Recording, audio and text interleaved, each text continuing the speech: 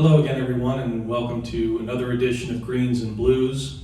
It is the weekend of September 12th and 13th. It's beautiful weather out today and yesterday, and starting to make that transition to the fall time.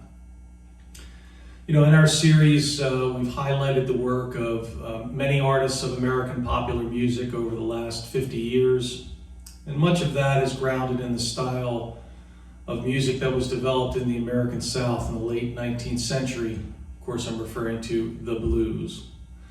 The blues has served as an incredible vehicle to emote a range of emotions, happiness and sadness. Some question whether it generally expresses sorrow or looks to relieve sorrow. I think it's an ultimate expression of the soul. In all its complications, in an elated state, in a tormented state, and gives a window into how a person feels.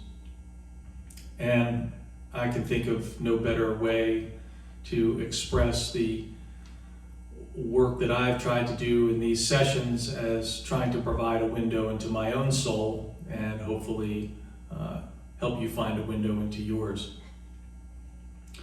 So I've incorporated the blues into the work that I've done, and as I said, it categorizes moods that evoke both a happiness and a sadness, maybe a mournful look or even a hopeful look at the world. Though I would say most of those songs are not categorized as the blues. So today I want to play some classic blues and let you decide whether they seem happy or sad or evoke some type of emotion, or they're just moody in some way that you can define for yourself. The first one will be a classic from the early 1900s that became more well known during the folk revival, blues revival of the 1960s. And that is from the great Son House and his song, Grinnin' in Your Face.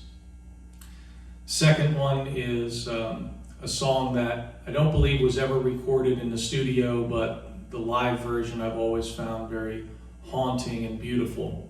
And that's from Etta James, called I'd Rather Go Blind.